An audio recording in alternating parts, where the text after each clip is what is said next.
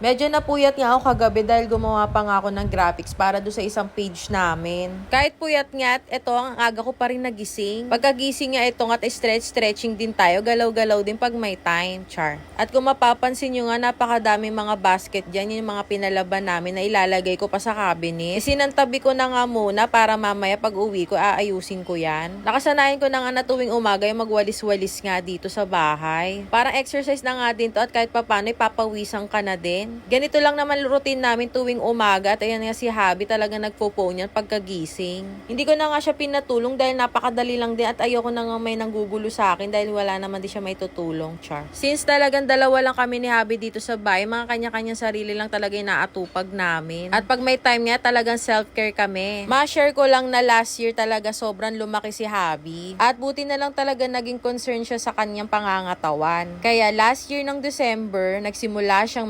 rice. Yun ang ginagawa niyang diet. Kaya in the span of 2 months, pumayat talaga siya. Grabe guys. Para ma-maintain yung katawan niya, ayun nga't nag-gym na rin siya ngayon. Kaya natutuwa lang ako kasi kahit papano may improvement na kami sa mga kanya-kanya naming katawan. Ika nga nila, health is wealth. O diba ang cute ng mini fridge namin? Diyan ko nilalagay yung mga diet meal ko. Ito nga pala meal ko for today. Ito nga pala yung Tuesday meal ko.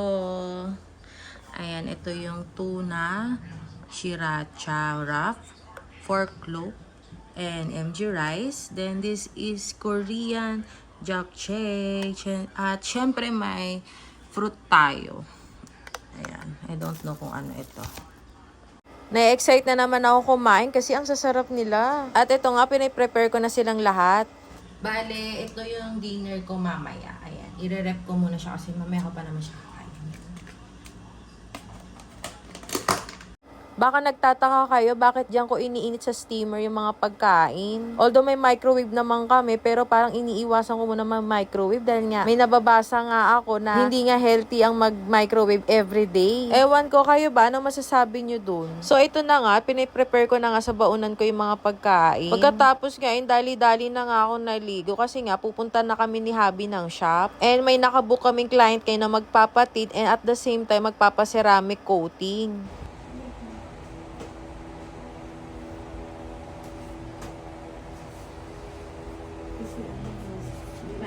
Masabit sa...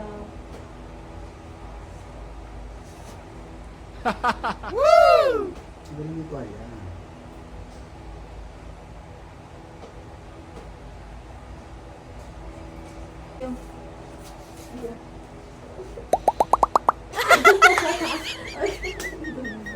Ganyan talaga yan si Habi. Madali mo naman niya mautusan. Pero hahaluan niya ng kaharutan. Char. Oh, ito na nga. Selfie mirror muna tayo. Flex ko lang kung ano OOTD ko today. At habang nga naliligo na si Habi, ito nga't kinakain ko na nga yung breakfast ko. In fairness, masarap tong tunay sriracha wrap. After nga nito ay nagmadali na nga kaming umalis kasi parang uulan na naman. Akala ko nga ay makakapagsara kami ngayong araw pero na-realize namin na sayang din. Tsaka may booking din today. Ang hirap lang talaga minsan sa negosyo, yung mga ganitong panahon na nag-uulan at nagbababaha. Lalo na't yung iba naming nagiging client ay napakalayo pa, talagang dadayuhin ka nila. At kung yung dadaanin nila ay binabaha, ay mahihirapan kaming dayuhin ng customer. Kaya talaga dasal-dasal na lang na talagang tumila na yung ulan kahit papano. Sa pagninegosyo nga ay napakadami talagang pagsubok ang pagdadaanan pero dapat matatag ka. Kahit madaming pagsubok ay wag ka dapat susuko, laban lang everyday. Magtiwala ka lang sa taas at kailangan humingi ka ng gabay sa kanya. Eto nga at kami, kahit may mga tauhan na kami, talagang hands-on pa rin kami dito sa negosyo namin. Sa pagninegosyo kasi, dapat nakatutok ka. Eto nga at may customer kami dito na may dalang baby. Ang cute ng kanyang anak. Akala ko pa nga babae itong baby. Yung pala lalaki kasi may hikaw siya.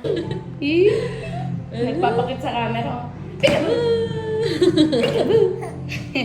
Manghiram muna tayo ng bata sa customer. Hello? Hello? Hello? Hello, marunong kumarap sa camera. Papakit. Cute mo.